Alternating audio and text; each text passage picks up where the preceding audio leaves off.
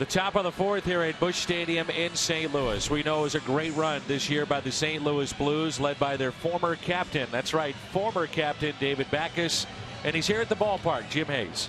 Yeah, 10 years with the Blues, had the C on the sweater, did so much in the community with the animal rescue, and today signing with the Boston Bruins. David, I'd imagine a very, very difficult decision for you. Extremely difficult, and a whirlwind of emotions, and finally things a little bit settling down here, and we're in the midst of trying to support Alex and his wedding that he's got going on this weekend. So trying not to be too big of a distraction, but with some life-changing, career-changing news. Unfortunately, I think I've taken a little bit away from the wedding, and hopefully he can enjoy the rest of it without me being a distraction. For those not familiar, Alex Pietrangelo having his wedding party, you're part of that tonight. Kind of underscores the friends you've made along the way, huh? Yeah, and he's one of the good ones, the guy that's loyal and does all the right things. And I was asking Army if I could give the C to him at his wedding for a present, but they'll make that decision internally, and whoever's next up for that honor will do a heck of a job.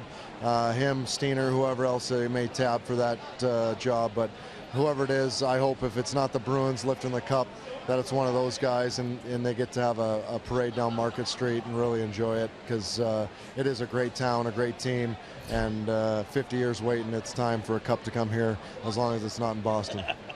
When you think about your time with the Blues in St. Louis, any moments stand out to you? I think the most recent one, in getting to the Western Conference Final, you saw how the city went absolutely nuts in supporting us, and the momentum that drove to, supporting the Blues, and the town was painted blue. The way that happened really was special, and it's recent, and you just think if we'd have made it to the finals, the whole city would have shut down, and we would have, you win the cup, and who knows what the heck happens here. Hopefully it's peaceful, and there would have been parties for days, but that's my one regret, that I wasn't able to bring a cup to this town. Hopefully I've done some good and set the next guy up for a lot of success, and he's able to do that. That playoff run that you guys went on, every game intense, the next one more intense than that, physically, mentally, how draining was that for you and your teammate?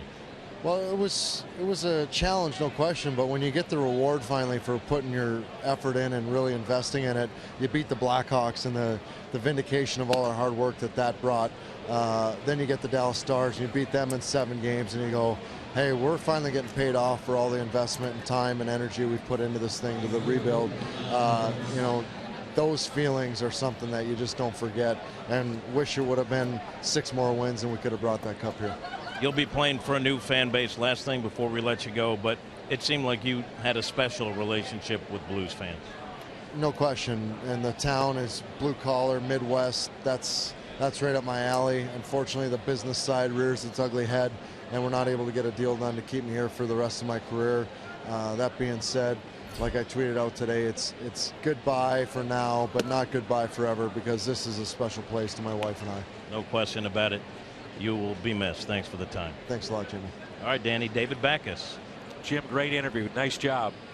That is a class individual right there. David Backes, who just returned, by the way, from Haiti with his father, as they made a trip with Kyle McClellan, the former Cardinal pitcher, and his Brace for Impact group, as they raise funds to build homes and help those less fortunate in Haiti that literally have nothing.